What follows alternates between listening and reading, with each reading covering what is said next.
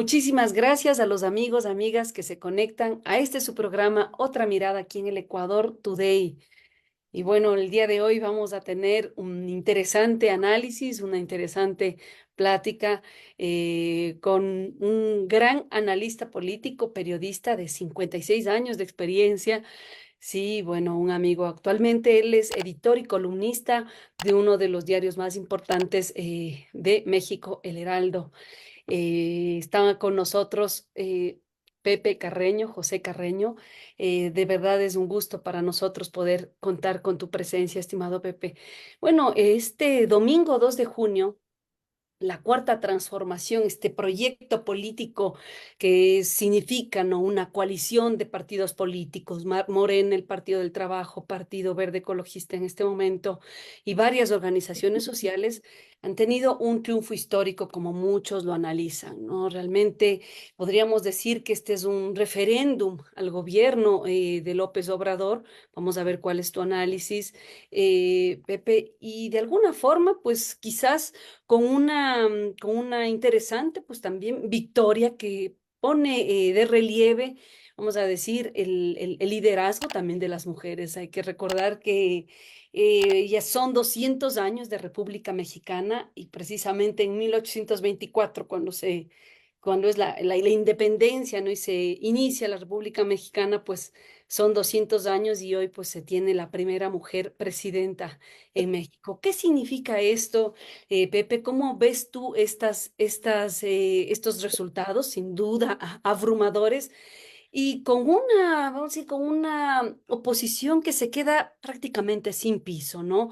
Con las expectativas que tenía de, por lo menos, de situarse en una buena posición, esta posición, también una alianza entre el PRI, el PRD y el PAN, partidos que también históricamente han estado en distintas oposiciones, ¿no?, políticas, y que hoy hemos visto que se han aliado, ¿no? Para, pues, en contra, vamos a decir, de esta corriente progresista, la Cuarta Transformación. Y bueno, ahora con la nueva presidenta, Claudia Sheinbaum. ¿Cómo analizas estos resultados, Pepe? Qué gusto tenerte con nosotros. Muchas gracias, Verónica.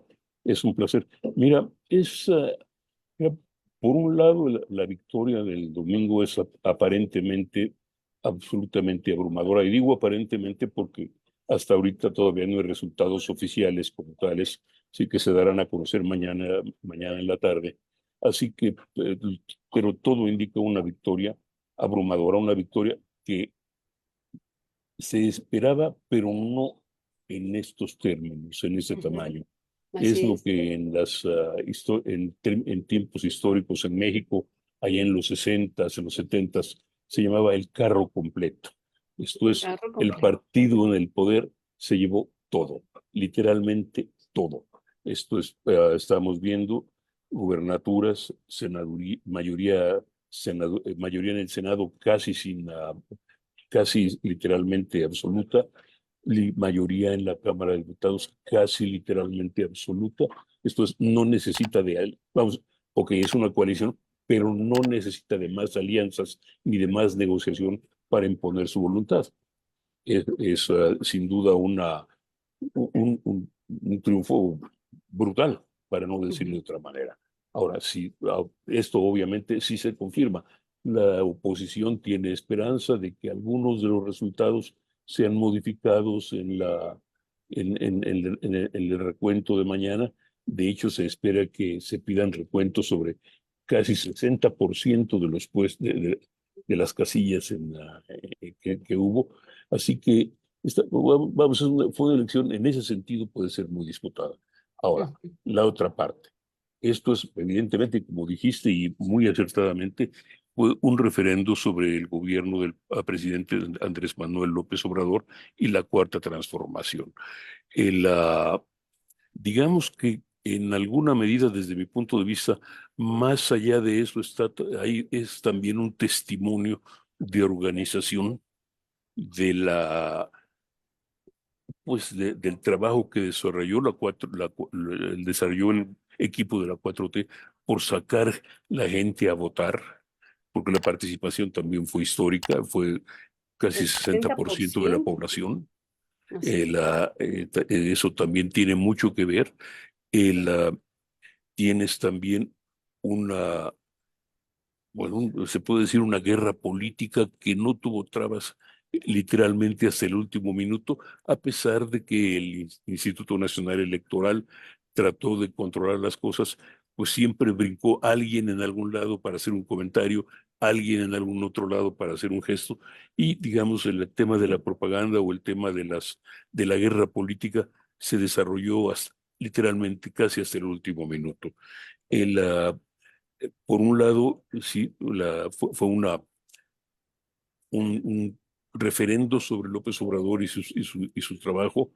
Eh, Desde mi punto de vista, obviamente tengo que decir que yo creo que López Obrador dejó de cumplir muchas promesas, pero también hay que decir que temas bien importantes como los apoyos sociales tuvieron mucho que ver por lo menos en la opinión, en el pensamiento de las personas que participaron en la votación. Muchas Y que veces, precisamente, Pepe, este ha sido una de las críticas que se ha hecho al gobierno de Andrés Manuel López Obrador, que quizás este asistencialismo, como lo han llamado muchos de la oposición, pues realmente ha generado este gran apoyo. Pero si analizamos lo que tú precisamente dices, ¿no? Este referéndum, donde vemos que la votación que tuvo Andrés Manuel López Obrador hace 6 años, cuando él fue candidato, si hoy suman 5 millones de votos, haciendo sin duda histórico este triunfo de Claudia Sheinbaum, sin duda estamos viendo que estas políticas tienen resultado. ¿Tú coincidirías con la oposición que estamos hablando de un gobierno asistencialista que no realmente está sacando a la gente de la pobreza? ¿O tú dirías, sí, ese es un camino que le puede dar a México una posibilidad de vida más digna para la mayoría de los mexicanos y es por eso que este 2 de junio la gente salió a votar abrumadoramente apoyando el proyecto de la Cuarta Transformación? mira, es evidente que hay dos cosas. Partes de este proyecto antiasistencialista Ujú, no son de López Obrador, sino que son continuación y transformación de programas que ya existían en otros gobiernos. Por ejemplo, en la asistencia a los ancianos, en términos reales, se ha ampliado la asistencia a los ancianos, a personas de la tercera edad. López Obrador transformó, por ejemplo, las, ah, la asistencia para infantes. Por ujú, un lado, cerró las guarderías, pero entregó dinero para la atención de infantes directamente a las familias. O ujú, sea que se han convertido de alguna forma, sí, pues son asistencia, pero no son programas nuevos, pues fueron ampliados, eso sí, también hay que decirlo. Eso es ujú, importante. Ahora, el problema está en qué medida ese asistencialismo pueda reflejarse en la proverbial diferencia entre regalar pescados y enseñar a pescar. Pero ujú, eso no lo podremos ver en años, porque también hay que decir que López Obrador y su equipo presumen, o por lo menos afirman, haber creado 100 universidades, lo que ujú. implicaría también mucho mayor posibilidad de educación, sobre todo para gente modesta. El, ah, el punto también está en que, pues, para mucha gente, sobre todo a los niveles más bajos, los niveles económicos más bajos, esta asistencia es tremendamente importante. Ujú. Digamos, en muchos casos se puede decir que les salva del hambre, por decirlo de esa manera, Claro, y eso es exactamente. importante. Y eso es muy, muy importante. En principio, en la teoría, por lo menos, la mayor disponibilidad de recursos le permitirá a estas familias enviar a sus hijos a la escuela, etcétera, etcétera. Así que, eh, pero claro, también no son programas cuyo resultado se vea en términos inmediatos, son programas de largo plazo. Ahora, Digo, pero de todas maneras, aunque no se vea en términos inmediatos, lo que estamos evaluando con estos resultados es que la gente de pie, la a clase la gente, media mexicana, está evaluando de manera positiva este tipo de programas que correcto, de alguna manera era la principal crítica que tenía la oposición, ¿sí? A la estrategia de la 4T, a la estrategia de López Obrador, y que parece ser que será la misma estrategia que tenga la nueva presidenta. ¿Cómo evalúas las promesas que ha hecho pues la nueva presidenta para los mexicanos? ¿Cómo ves esta continuación del proyecto de la 4T y Mira, bueno, de las nuevas estrategias que también ya se habla, ¿no? Como este proyecto C, que no sé si podríamos ampliar un poquito eso para el público extranjero que nos escucha, Pepe. mira, hay una cosa que es importante, hay que decirlo. Normalmente en México, cada gobierno ha llegado con sus propias, con sus propias propuestas y ha hecho sus propias modificaciones. Lo bueno y lo malo, digamos, los neoliberales, vamos a llamarlo de esa manera, los equipos neoliberales, estuvieron en capacidad de de desarrollar un proyecto durante alrededor de 18 años y tuvieron resultados en términos de la economía, macroeconomía, etcétera. Pero obviamente el problema y su problema real fue que esos resultados no se reflejaron en el nivel de vida de la población en general.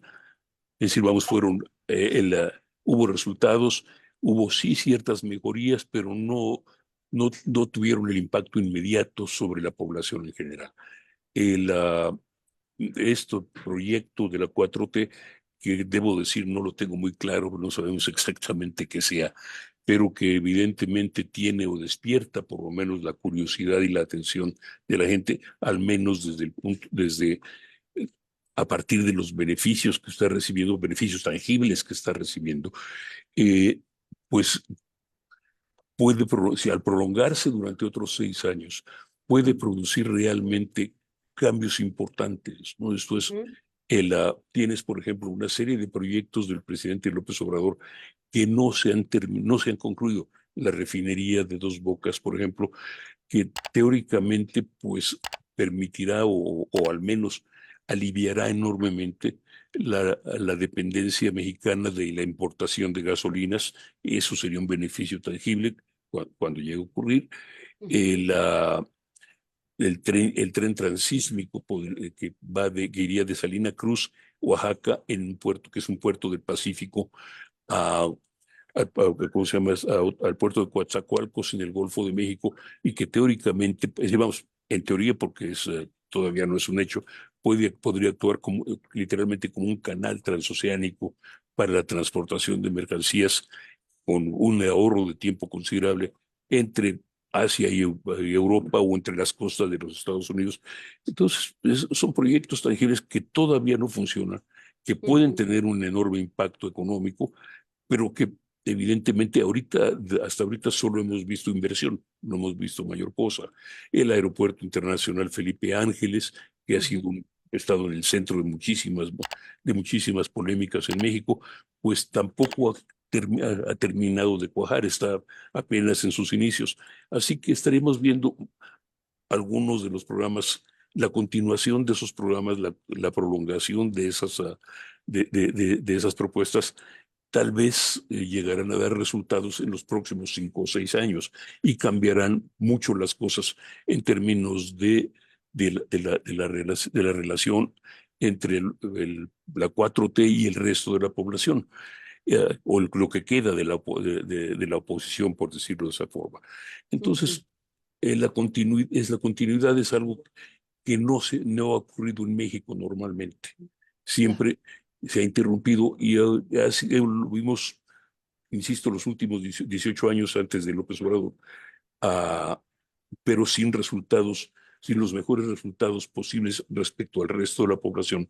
Y lo estamos viendo ahora, vamos a ver ahora con López Obrador y su continuidad, pues la posibilidad de una mejor situación, la posibilidad de que esta continuidad de mejores resultados.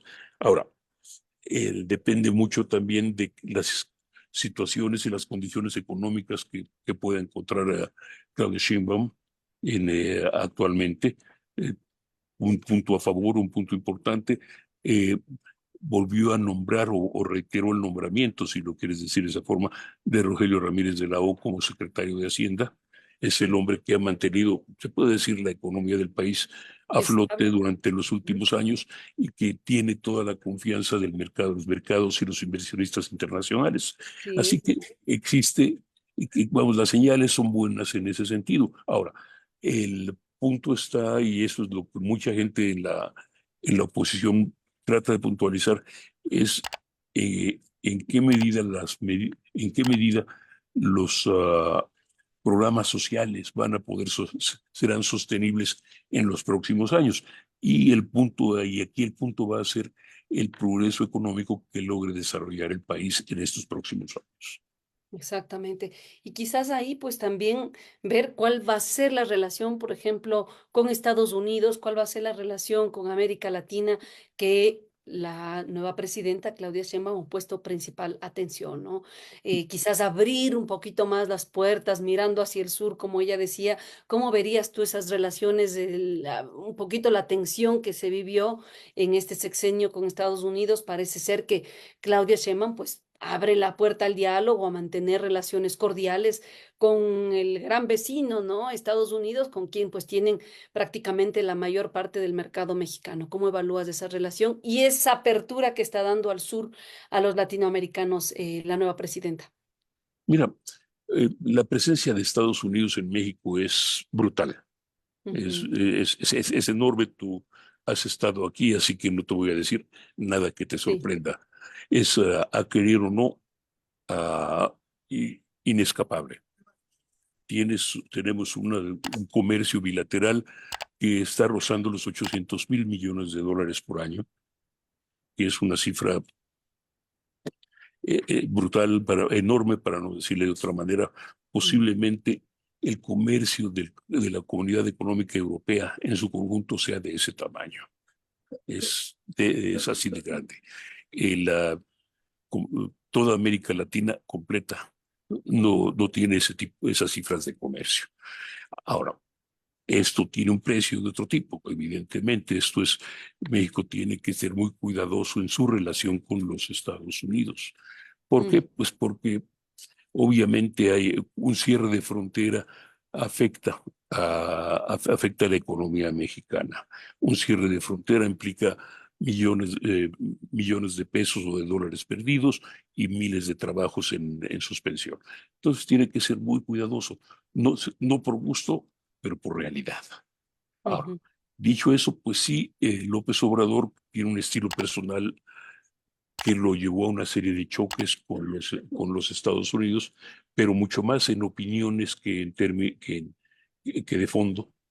Esto es, Sí. si te das cuenta, México colaboró activamente con los Estados Unidos en tratar de controlar la llegada de La migrantes migración. desde Centroamérica, de Centro y Sudamérica, a través de territorio mexicano.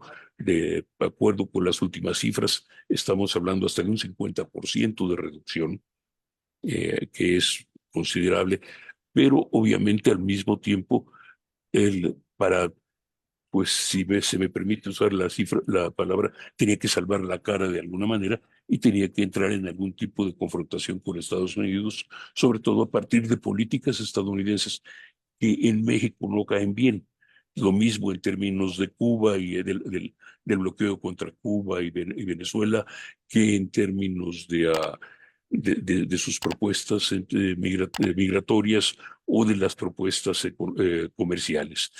Tenemos divergencias comerciales, por ejemplo, en temas como Ujú. energía, acero, Ujú.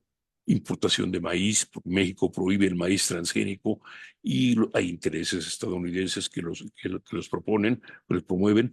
El tema de energía, los mexicanos tenemos un tótem ahí, un mito enorme alrededor de la energía. Es desde 1938 y obviamente en este caso López Obrador se presentó como defensor. Eh, Se puede o no estar de acuerdo con él, pero políticamente fue hábil y permitió todo esto. Él trató de no verse como muy cercano a los Estados Unidos. Eh, por ponerte un ejemplo, López Obrador no hizo una sola visita de Estado a Washington Así es, en así 6 años. No es. una, ni una. Hizo dos visitas de muy bajo perfil y nada más. Ujú. Entonces hay trató de mantener distancias, pero al mismo tiempo colaboró considerablemente con Estados Unidos en temas de interés muy directo. Ah, más allá, Claudia Sheinbaum, pues mira, Claudia Sheinbaum tiene más mundo que López Obrador, déjame usar esa palabra. Es decir, Ujú, López Obrador solo salió 2 veces de México antes de ser presidente, una en un viaje personal a España, otra en un viaje en una pequeña gira a Estados Unidos y todavía como candidato. Él no habla ningún idioma, excepto el español.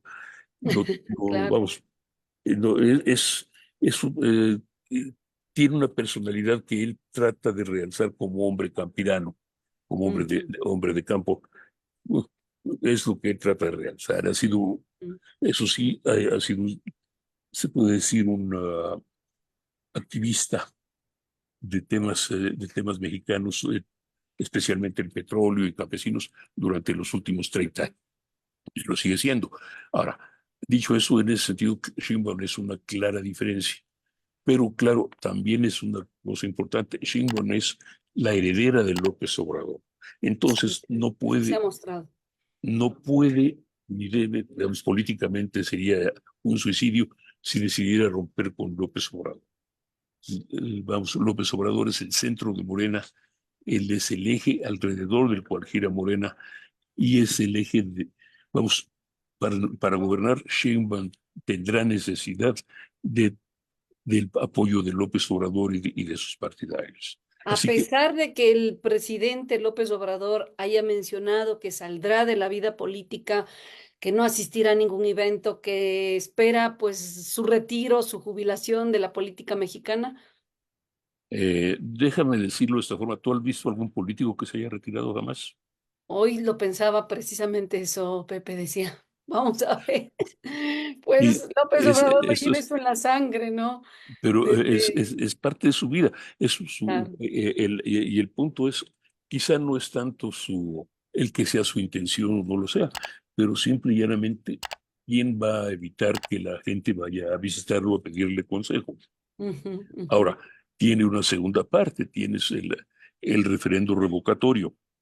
¿Sabes lo que es el referendo revocatorio? Sí, sí, sí, claro que sí. Fue uno de los primeros puntos. Esto es, en, al inicio de su gobierno, una de las primeras cosas que promovió y consiguió fue el integrar el referéndum, referendo que para que al tercer año de la administración de un nuevo presidente se determinara si la población votara si el presidente podría o debería o no debería seguir.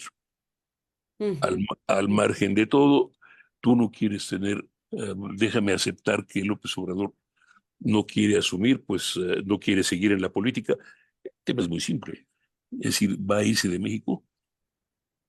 Yo no lo No veo. creo. Yo tampoco, no lo veo. Así que tú no quieres hacer, digamos, llegar a un referendo revocatorio con López Obrador en tu contra. Sin duda, sin duda. Así, así que bueno, yo estoy especulando, pero la verdad yo no veo a López Obrador es un animal político, no lo veo, no lo veo Claro, Alejandro. claro, Alejandro, saliendo sí, del escenario político. ha estado décadas en el juego político, no lo veo Alejandro. Ahora, dicho eso, también es cierto que en México, vamos, y esto es una de las críticas a López Obrador recuperó o trató de recuperar el poder del presidente. Tradicionalmente en México el presidente tenía una autoridad omnímoda, Ujú, sí, total. No necesariamente, y no es que lo usara todo el tiempo, pero sí era el hombre que distribuía, el hombre que definía, el hombre que determinaba, así es, así es. literalmente sin contrapesos. López Obrador logró ir reduciendo o socavando los contrapesos y él ha quedado en una situación muy curiosa. Para muchos, ha sido el hombre que ha logrado ah, revitalizar la figura del presidente, aunque no necesariamente la presidencia y no Ujú, necesariamente al Estado. Así que López Obrador está, vamos, sería la leyenda del Cincinnati, el ujú, Cincinato. ¿Te el acuerdas? Cincinnati. Aquel Sí, hombre sí. que abandonaba el poder todo el tiempo y que al que tenían que ir a llamar sus ciudadanos para que los ayudara a salir de las broncas, pues a lo mejor se repite, ¿no? A lo mejor se repite, que ha sido un poco, di tú, la dinámica que han vivido, ¿no? Otros o gobiernos, di tú, de la misma línea progresista en América Latina. Quizás sería Bueno, interesante también ver ese ejemplo para México, ¿no? Hasta qué punto ajá, estos personalismos de alguna manera también minan la posibilidad democrática al interno. Por el momento hemos ah, visto que esa transición hacia Claudia Sheinbaum ha sido muy positiva y vemos que no, hay muy absoluta, buenos, sí, muy buenos augurios para la presidenta, pero quizás abs- ahí conectar un poco con América Latina, ¿no? ¿Tú sí, por supuesto. cómo te explicas estas alianzas con los otros grupos, con los otros partidos de izquierda? Porque quizás eso también abona la victoria, ¿no? El tener una apertura de tú con el Partido del Trabajo, con los ecologistas, que de alguna manera, hablando de los ecologistas, por ejemplo, no vienen de la misma línea progresista o de izquierda que tradicionalmente pues caracterizaba a Morena, pero que en este momento pues les dan los votos necesarios para tener una mayoría holgada en el Congreso, holgada en el Senado, y que di tú, hablando de estrategia política, esa movida, vamos a decir, pues le está dando posibilidades de continuidad al proyecto. ¿Cómo analizas estas unidades que han permitido ese logro? Bueno, son utilidades mutuas, ¿no? Porque en el caso del Partido Verde, que digamos en México no hay una opinión exactamente halagadora respecto al Partido Exacto. Verde, porque eso Ujú. de partido ecologista es más una capa de pintura que otra cosa. La realidad es que esto le permite no solo sobrevivir, sino a sus dirigentes les permite mantenerse en el poder o mantenerse en posiciones de poder, de influencia, que les permitan también llevar adelante sus cosas, ¿no? Ojalá en beneficio de la ecología en México. El Partido del Trabajo es un partido muy pequeño o relativamente pequeño, muy combativo, hay que decirlo, muy de una izquierda que algunos consideran extrema, pero es un partido muy pequeño. El Morena es el núcleo de eso. Es decir, si me preguntas cuáles serían las proporciones, yo te hablaría que 85% Morena, 15% PT y Verde, Ecologistas. repartido en diferentes proporciones. Ahora, Mm, dicho esto, y para ir hacia América Latina, pues, es decir, México es un país que con una tradición considerable en términos de la relación con la izquierda latinoamericana. Esto es, mm, tienes obviamente el ejemplo de Cuba. México es un país que nunca rompió relaciones con Cuba, que se mm. mantuvo con relaciones con Cuba desde, vamos, no rompió relaciones con Nunca Cuba en rompió. Ah, ningún sí. momento y las ha mantenido a contra viento y marea, aunque haya habido en su momento algunos momentos ríspidos, que los ha habido. Ahora, con Venezuela, bueno, es algo que personalmente me extraña. El presidente Maduro no es exactamente un santo de mi devoción, pero es también es un aliado importante. Venezuela es siempre un aliado importante, tiene un peso considerable y no importa cuál sea su gobierno, Venezuela es un país amigo. Ujú, Es decir, Nicaragua, ese personalmente me duele, porque francamente yo creo que pues, el presidente Daniel Ortega le ha dado una vuelta, un vuelco importante al sandinismo, que no estoy seguro que sea bueno para Nicaragua, pero es un tema de los nicaragüenses. Ahora, México no es el país para calificar o determinar si ellos son buenos o son malos. Es un país, México acepta o no bueno, acepta. pero sí lo hizo sobre Ecuador, acuérdate, Sí, esta disputa que, espérame, bueno, ha perdón. generado Ajá, tristemente la ruptura, ¿no? Entre perdón, las relaciones. permíteme ir adelante. La relación con Ecuador, hay tres puntos importantes a tratar ahí. Tienes la relación con Bolivia, Ujú, cuando,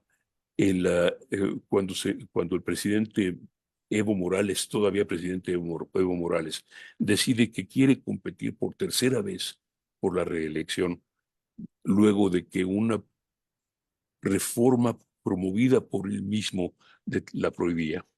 Y de repente determinó que era en contra de sus derechos humanos, pues eso no fue brillante desde mi punto de vista y dio el pretexto para un golpe de Estado. Pero Evo Morales, a final de cuentas, es amigo o tiene una relación de amistad o de simpatía personal con López Obrador. Y López Obrador, siendo presidente de México, presidente indiscutible, decide ayudarlo, apoyarlo, ir y regresarlo y traerlo a México, aunque sea por unos días, para, dicen ellos, para salvarle la vida. Y está bien. Y ahora la que era embajadora de México en Bolivia, es subsecretaria de Relaciones Exteriores ahora en México. El caso del Perú, Pedro Castillo, con un programa que en algunas cosas era muy similar al de López Obrador, pero pues en una situación muy complicada en el Perú. No te lo voy a contar a ti, el verdadero poder está en el Congreso. Y Así es. si simplemente Pedro Castillo tenía la intención de disolver el Congreso, era una medida de fuerza, y el Congreso se le adelantó en otra medida de fuerza. Para López Obrador era rescatar a Castillo, su amigo, y es lo que se intentó hacer. Ese es el punto importante. En el caso del Ecuador, el tema es más complicado porque hay ahí un entretejido de relaciones personales de gobierno y de simpatías políticas. El, ah, el error verdaderamente grave aquí, y perdón que te lo diga, es el momento en que el gobierno del Ecuador decidió enviar gente Invadir, a invadir invadir la así Embajada es, de México. la embajada de Si se México. hubiera quedado simplemente por poder decirlo de esta forma, en, en un sitio de la embajada, valga la expresión, como el que la policía británica tuvo sobre la embajada de Ecuador mientras estuvo ahí Julian Assange. Duró años, pero si se hubiera quedado ahí, no hubiera pasado nada. Pero hubo esta invasión, hubo esta agresión, esta violencia sobre un Sin diplomático duda, sin mexicano. duda. Y entonces ese fue Una agresión. un error político considerable que le permitió a López Obrador, en este caso al gobierno mexicano y con todo el apoyo del país, pues interrumpir las relaciones con el Ecuador. Ahora, digamos que López Obrador ha sido criticado también, ciertamente, por llevar a lo que nosotros consideramos una política exterior de contentillo. Mm, Después, estos me caen bien, entonces por ellos hago lo que sea. Estos no me caen tan bien, entonces no me muevo. Es decir, tenemos una política en, la, en la que ha habido no intervención, etcétera, etcétera, respecto a lo que pasa en Israel y Gaza, respecto a lo que pasa en Ucrania, pero aquí sí intervenimos y no intervenimos siempre y cuando sean mis cuates. ujú, ujú, ujú. Entonces, Sí, sí. es decir, no, ha habido muchas críticas en México por eso. Esperemos, ¿no? Que las relaciones con un país hermano como Ecuador, pues, se restablezcan. Te diré de forma personal, presidente, de verdad, son críticas ya no solo internas, sino externas. La forma como se está llevando la política en el gobierno ecuatoriano es de verdad lamentable, ¿no? Una persona sin experiencia, sin ningún conocimiento que comete este tipo de errores. ¿No? ¿Me Como estás tú hablando de dices, es López Obrador? totalmente. No, te estoy hablando de Ecuador. Ah, Yo perdón. estoy hablando de Ecuador. No, mira, digo, con las críticas que puede tener el gobierno de López Obrador, como tú señalabas, pues hay un referéndum positivo, ¿no? Y un apoyo que la gente está dando a esta administración, que de alguna manera, pues también eso es un gesto a la democracia y un gesto a la voluntad de los millones de mexicanos y mexicanas que este 2 de junio, pues abiertamente le han dado el apoyo a Claudia Sheinbaum, que como tú bien lo decías, no es solo Claudia, no es todo un proyecto político que se conecta quizás Ahora, en este momento con la figura de López Obrador, pero también con tantos líderes y lideresas que en este momento están aportando por el bien de México, ¿no? Y yo diría que también con ese ejemplo esperemos también para América Latina. Sé que pero tienes otra entrevista, permíteme Pepe, no nada sé más, si aún tienes. Ok, claro, claro. algo muy rápido que decir, al margen de lo que sea, creo que ha sido bien importante, es extraordinariamente importante que las dos principales candidatas presidenciales hayan Ujú, sido mujeres. Dos de los tres, o de las tres, dos de tres fueron ujú. Dos de mujeres. tres, así Eso es. es, al margen de dónde estén políticamente cada Sin una, duda. ideológicamente cada una, es tremendamente importante porque las dos, una, Claudia Sheinbaum, fue muy calculada, muy sólida, al margen de que estar uno de acuerdo con ella, sí fue muy, muy, muy sólida. El caso de Xóchitl Gálvez, al margen de lo que se piense de ella, fue muy combativa, muy fuerte, muy echada para adelante.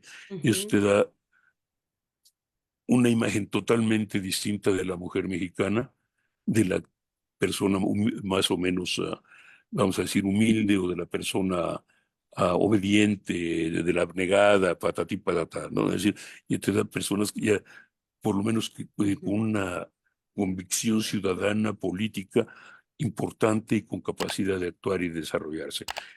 No digo que sea el 100% de las mexicanas, pero yo te digo que son una campanada de aviso muy importante. Claro, y eso te digo, y un ejemplo también para las mujeres que queremos y nos interesamos en la política, ¿no? Porque esta imagen, y tú muy patriarcal, muy machista que se ha visto en la política, no solo en México, sino en general en nuestro continente, pues de alguna manera se van rompiendo, ¿no? Esos estereotipos y nos permite ver que es posible, ¿no? Que estos liderazgos femeninos van ganando espacio y que esperemos sea por el bien de la democracia, como tú señalabas, por el bien de la gran mayoría pues en este caso de los mexicanos, mexicanas, y esperemos a ver cómo también se pinta el escenario para el resto de América Latina. Ahora, te voy a dar un dato que a lo mejor no sabes.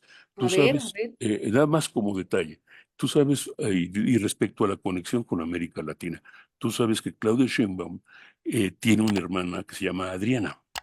Esta señora vive en Los Ángeles, California. Está mm, casada con un señor que se llama Rodrigo García, mm, que sucede que es el hijo de Gabriel García Márquez. no me digas, no, eso no Entonces, lo sabía. tienes una vinculación con América Latina y con una parte de América Latina tremendamente importante. Qué maravilla, esto no lo sabía, creo que es un dato interesante, ¿no? Pues el gran Gabriel García Márquez, pues prácticamente el escritor latinoamericano que con sus obras pues relata muy bien ese espíritu, ¿no? De los latinoamericanos, de esa cultura, que pues qué mejor que se vea pues también eso reflejado en un gobierno, el arte, la cultura, que sin duda Claudia Sheinbaum lo ha mencionado, ¿no? También orgullosamente egresada de la UNAM, una doctora en física, una ingeniera ambiental, que y tú a veces estos políticos, y tú que solamente ven la política como opción y que dejan de lado también la formación, la academia, pues deja mucho que decir. En esta vez, pues yo positivamente, y creo que muchas personas de esa confluencia se ve de manera positiva, Pepe. Te dejo con palabras finales para que despidas de esta interesante plática, esta interesante entrevista que hemos tenido esta noche contigo. Mira, yo no podría decir mucho más, espero simplemente que los resultados confirmen, por un lado, lo que deban confirmar, que la gente de Morena o de ese equipo recuerden que pese a que tienen un control absoluto, pues tienen también una minoría importante que, que también tiene una voz y derechos. La democracia tiene mucho que un país, digamos que el gobierno y la democracia de un país tienen mucho que reflejar a propósito de cómo están y de cómo tratan a sus minorías. Eso va a ser Sí. importante. Sin duda. Y que, vamos a decirlo, dicho sea de paso, ha sido algo que sufrió mucho el México priista, ¿no? La Que propia izquierda. realmente pues dejó de lado a una izquierda que necesitaba una voz, que necesitaba un espacio y que pues, prácticamente hoy podríamos decir que muchos de los aliados de Morena pues vienen precisamente de esas filas que en algún momento no tuvieron ese espacio para expresarse. Hoy, como bien dices, pues, y lo dijo Claudia Sheinbaum, ¿no? Este triunfo será el triunfo no solamente para los adeptos, ¿no? De Morena, sino pues para la gran mayoría de mexicanos y que se va a dar apertura pues yo diría, a la oposición y a esas voces diversas que en toda democracia debe existir, Pepe, yo ahí coincido contigo, y que es necesario abrir las puertas para la disidencia desde los medios de comunicación, desde los espacios políticos, porque eso también pues alimenta las democracias que hoy se ven un poquito en riesgo. Te agradezco muchísimo, Pepe, de Pero verdad. a tus Y órdenes, muchas gracias. gracias. Sí, y gracias a ustedes, amigos, amigas, por conectarse, por compartir esta entrevista, estas voces que nos dan pues un panorama distinto de nuestra gran América Latina y en este caso del gran México lindo y querido. Chao, Pepe, muchísimas gracias. Chao, Vero.